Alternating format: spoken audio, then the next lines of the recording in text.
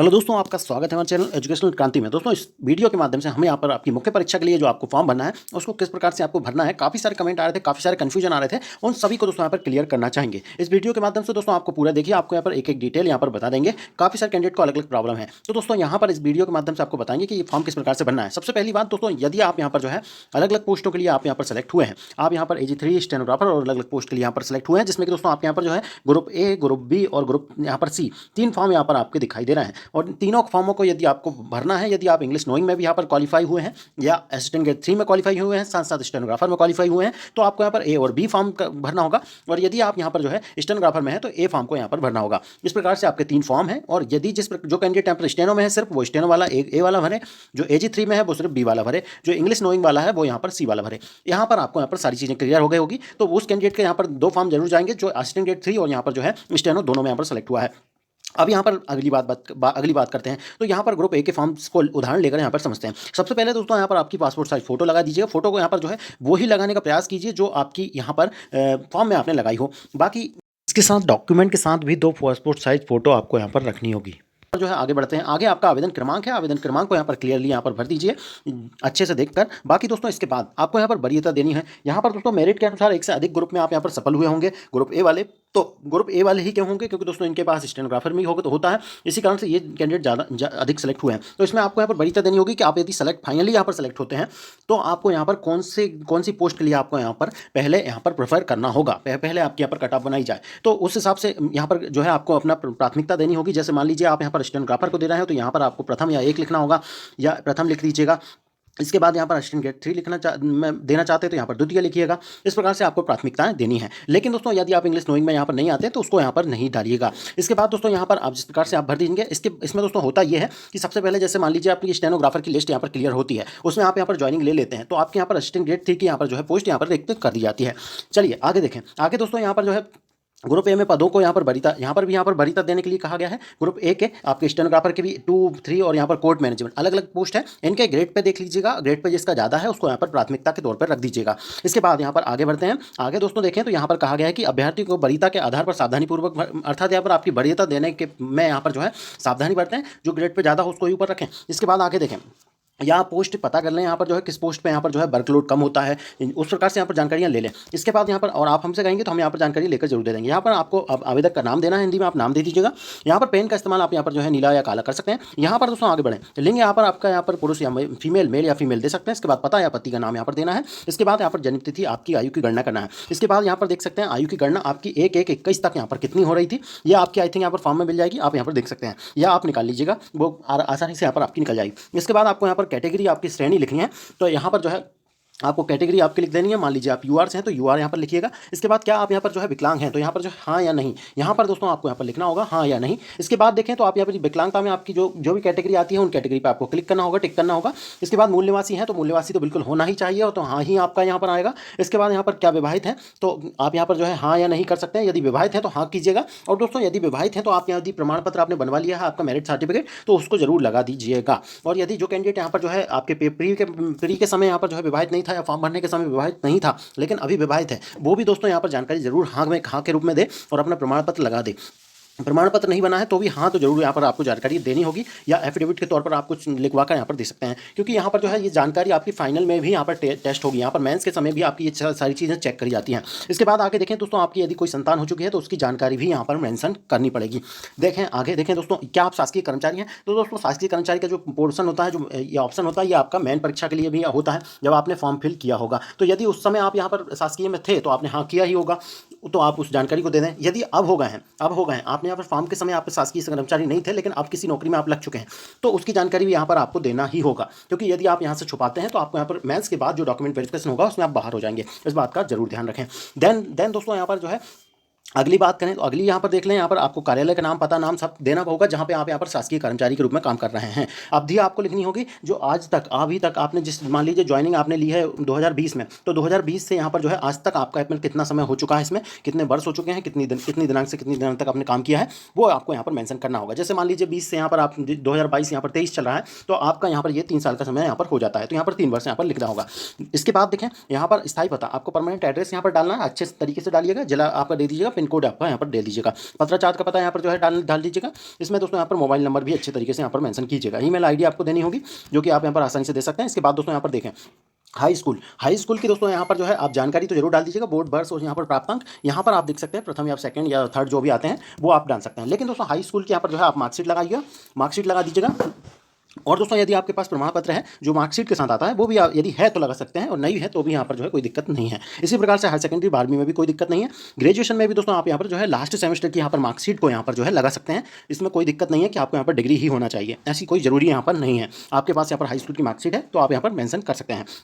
Then यहाँ पर जो है शॉर्ट हैंड वाले कैंडिडेट यहाँ पर जो है आईटीआई से आई थिंक होती हैं, तो आईटीआई की आप यहाँ पर मार्कशीट लगा सकते हैं जो कि यहाँ पर पासिंग मार्कशीट होना चाहिए। और दोस्तों ये सारी जो परीक्षाएं हैं, जितनी भी यहाँ पर क्वालिफिकेशन देना है, ये आपका जो नोटिफिकेशन आपका जब भी निकला था आई थिंक 2021 में ही था, तो 2021 में आपका जो आई थिंक दिसंबर में था, दिसंबर 2021 से पहले के पासिंग वाले ही आपके होना चाहिए। ये उसके बाद के बिल्कुल नहीं होना चाहिए। कोई भी यहाँ पर जो डॉक्यूमेंट आप लगा रहे हैं तो आप बाहर हो जाएंगे, इस बात का भी ध्यान रखें। देन आप देखें सीपीसीटी में बिल्कुल निष्पक्ष कर रहे हैं। आपने यदि फॉर्म फिल किया था 2021 के पहले, तो आपने जो भी सीपीसीटी उससे पहले कर रखी थी उसी स्कोर कार्ड को आपको लगाना है। इसके बाद आपने कितनी भी सीपीसीटी दे दी हो लेकिन उनको नहीं लगाना है, आपको उसके पहले वाले स्कोर कार्ड को ही लगाना है। इस बात का भी ध्यान रखें। इसमें आप यहाँ पर जो है अपने कंप्यूटर प्रतिशत, यहाँ पर अपने हिंदी की प्रतिशत और यहाँ पर इंग्लिश के प्रतिशत यहाँ पर आपको मेंशन करने होंगे। आप यहाँ पर बोर्ड में मैप यहाँ पर डाल सकते हैं, वर्ष आपका यहाँ पर लिखना होगा, वर्ष दोस्तों। और जितनी भी सीपीसीटी यहाँ पर वर्तमान में हो चुकी है 17 से चल रही है, तो अभी तक यहाँ पर 7 साल का दायरा नहीं हुआ है, तो जो भी जितनी भी सीपीसीटी हुई है वो सारी वैलिड है। इस बात का ध्यान रखें। कोई भी यहाँ पर जो है एक्सपायरी नहीं हुई है, 2 साल वाला खेल खत्म हो चुका है। जितनी भी पुरानी सीपीसीटी कर रखी है 2017 से लेकर अभी तक सारी की सारी वैलिड है, इस बात का जरूर ध्यान रखें। तो आप यहाँ पर जो है बिल्कुल अपनी पुरानी सीपीसीटी ही लगाएं। इसके बाद डिप्लोमा की बात करें, डिप्लोमा आप यहाँ पर लास्ट मार्कशीट या यहाँ पर के पास डिप्लोमा है तो यहाँ पर जो है लगा सकते हैं। इसके अलावा कोई आपके पास अनुभव या यहाँ पर जो है कोई और योग्यता है और जो इससे संबंधित है देना चाहते हैं तो आप यहाँ पर जो है जरूर दे दें। इसके बाद यहाँ पर बात करें आपके लिए ये सारी यहाँ पर जानकारी के साथ साथ आपको ये भी बता दिया हमारे द्वारा कि यहाँ पर आपको किस प्रकार से यहाँ पर मार्कशीट की फोटो काफ़ी सारी लगानी है, उनको यहाँ पर सेल्फ अटेस्टेड भी कर देनी है। साथ ही साथ दोस्तों यहाँ पर जो है कहीं की भी मार्कशीट में आपको यहाँ पर किसी भी मार्कशीट में आपको यहाँ पर कोई समस्या है, आपको यहाँ पर किसी भी मार्कशीट में कोई समस्या है, आपका नाम नहीं है या उस समय था अब नहीं है, तो उसके लिए आप यहाँ पर एफिडेविट जरूर लगा दें, एफिडेविट जरूर लगाएं।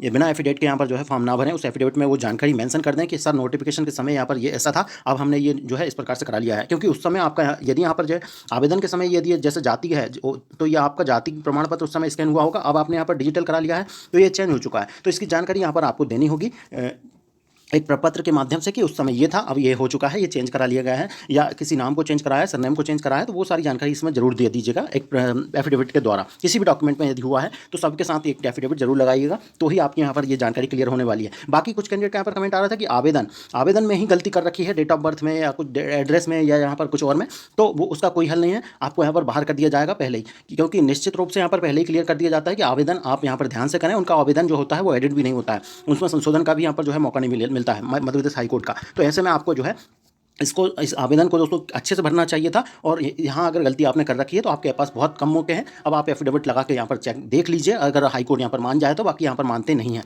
यहाँ पर अगला देखें तो अगला यहाँ पर 17 पॉइंट है जो भी महत्वपूर्ण है। यदि आपके साथ पहले या अभी तक यहाँ पर कोई भी यहाँ पर मामला यहाँ पर जो है आपके साथ हुआ है, भले उस मामले को यहाँ पर क्लियर कर लिया गया हो, उस मामले में कुछ भी यहाँ पर नहीं हुआ हो, आपको दंड नहीं मिला हो, आप यहाँ पर जीत गए हो केस, या आपको दंड मिला भी हो, तो भी दोस्तों आपको यहाँ पर जानकारी इसमें हाँ के रूप में देनी होगी। आपको एक बात बता दूं, जो एक्सीडेंट के केस होते हैं वो उसमें यहाँ पर कोई भी दिक्कत नहीं होती है। जुर्माना यदि आपके पास ऊपर हुआ भी है तो आपको ज्वाइनिंग में दिक्कत नहीं जाएगी। आप यहाँ पर जो है जानकारी दीजिए, छुपाइए मत, आप यहाँ पर जो है उस जानकारी को दीजिए और उसकी सारी डिटेल दीजिए, प्रकरण अपराध संख्या न्यायालय में कब चला, ये सारी जानकारी आप दीजिए। बाद में यहाँ पर जो है आप छुपाएंगे तो ये समस्या कर जाएगा, ये आपको दिक्कत कर देगा। इसके बाद यहाँ पर जो है आपको छायापत्री लगानी है जो कि सेल्फ असिस्टेड होनी चाहिए। इसमें दोस्तों एक डाउट है आप कैंडिडेट को, जो कि यहाँ पर पहली और सेकेंड वाली, तो दोस्तों ये पहली और सेकंड वाली जो रसीद है वो आपको जो लिंक हमारे द्वारा यहाँ पर डिस्क्रिप्शन में मिल जाएगी। पहले भी आपको बताया कि रसीद आपको किस प्रकार से प्राप्त करनी है, उस रसीद को यहाँ पर जो है आपको लगानी है। वो बहुत लंबा है, यहाँ पर फॉर्म सहित यहाँ पर आखिरी में आपका मेंशन है रसीद का पोर्शन कि आपकी पेमेंट फर्स्ट में इतनी थी, सेकंड में इतनी थी, वो आपको यहाँ पर लगा देना है। और यदि आपके पास पुराना फॉर्म है तो वो भी यहाँ पर साथ में इंक्लूड आप कर सकते हैं।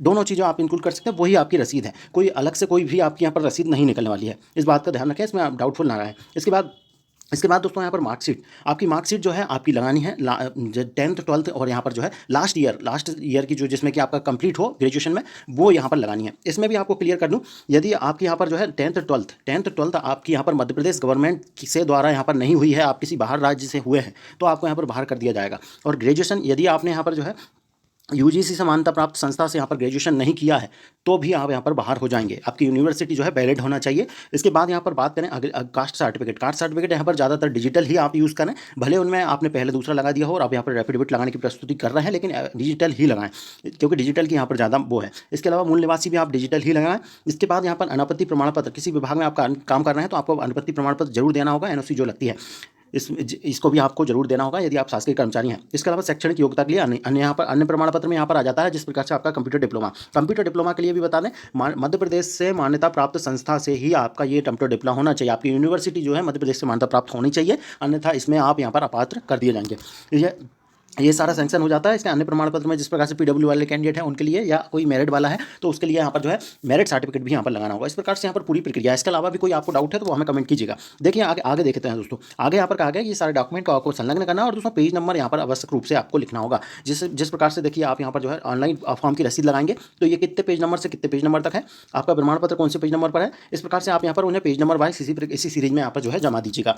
ठीक है, देन आप यहाँ पर जो है प्लेस डाल सकते हैं आपका, और जिस तारीख को आप यहाँ पर जमा करने वाले हैं उसका यहाँ पर जो है उस डेट को आपको डालना है। आपके सिग्नेचर यहाँ पर आने वाले हैं। घोषणा आपको करना है, घोषणा के बाद भी आपको अपना प्लेस डालना है और यहाँ पर जो है आपका डेट डलेगी जिस तारीख को आप यहाँ पर डालना चाहते हैं, और यहाँ पर आवेदक के हस्ताक्षर और नाम यहाँ पर आपका आ जाएगा। मैं दोस्तों आपसे एक ही सलाह दूंगा, आप यहाँ पर जो है यदि जबलपुर जा सकते हैं, यदि आप यहाँ पर जबलपुर जा सकते हैं तो आप जबलपुर जाने का प्रयास कीजिए। यदि आपके साथ कोई भी समस्या है, कहीं भी डॉक्यूमेंट में आपको लग रहा है कोई समस्या है, तो आप जबलपुर जाके ही इसे अप्लाई कीजिए। और यदि आप यहाँ पर जो है डायरेक्ट भेजना चाहते हैं तो आप जल्द से जल्द भेज दें, और यहाँ पर जो है स्पीड पोस्ट या कुछ कोरियर के द्वारा ही यहाँ पर जो है सही तरीके से यहाँ पर भेजें, अन्यथा उनके पास यहाँ पर फॉर्म नहीं पहुँचा तो आप यहाँ पर बाहर हो जाएंगे इस पूरी कहानी से। बाकी मैं तो आपसे यही एक राय यही रहेगी, यदि आप जबलपुर जाने की क्षमता रखते हैं और आपके पास समय है तो आप जबलपुर जाकर ही वहाँ पर जो है जमा कीजिए। इसके बाद दोस्तों ये कार्यालय उपयोग का है और इसको आपको नहीं भरना है। इसके बाद दोस्तों यहाँ पर आपको एक एनवलप बनाना है। एनवलप के ऊपर आपका यहाँ पर नाम आ जाएगा और सारी जानकारी आ जाएगी। और दोस्तों उसके बाद दोस्तों आप यहाँ पर देखें, यहाँ पर दोस्तों 10 तारीख आपकी लास्ट डेट है। इसमें यहाँ पर कहा गया है कि जो अभ्यर्थी है उसको मुख्य परीक्षा के लिए आवेदन दस्तावेज मध्य प्रदेश आवक शाखा, मध्य प्रदेश की आवक सेवा शाखा में, यहाँ पर आवक शाखा में आपको यदि कोई जा रहा है मध्य प्रदेश हाईकोर्ट तो आवक शाखा में आपको पहुँचना है। ठीक है, आवक शाखा में पहुँच कर ही यहाँ पर भेजना है। और डाक विभाग से आएगा, विलंब होता है तो आवेदन दस्तावेज यहाँ पर प्रस्तुत नहीं कर पाने पर आपको यहाँ पर जो है बाहर कर दिया जाएगा, आपको निरस्त कर दिया जाएगा। ये सारी जानकारी इसमें एक महत्वपूर्ण थी जो कि आपको यहाँ पर बताना जरूरी था। बाकी दोस्तों ये फॉर्म जो है, यदि आपको फॉर्म नहीं मिलता है तो फॉर्म हमारे टेलीग्राम चैनल पर डला है, आप टेलीग्राम से ले सकते हैं। और अन्य वीडियो इससे संबंधित कि आप यहाँ पर क्या क्या चीज़ें नहीं होगी तो आपके पास अपात्र हो जाएंगे आप, वो सारी यहाँ पर वीडियो की लिस्ट भी आपको डिस्क्रिप्शन में मिल जाएगी, या यहाँ पर हमारे चैनल पर आपको यहाँ पर प्लेलिस्ट मिलेगी MP हाईकोर्ट अपडेट करके, उस प्लेलिस्ट के अंतर्गत भी आपको मिल जाएगी। उम्मीद है आप यहाँ पर जो है आपके सारे डाउट यहाँ पर क्लियर हो गए होंगे। और दोस्तों मिलते हैं अगले वीडियो में। धन्यवाद, जय हिंद।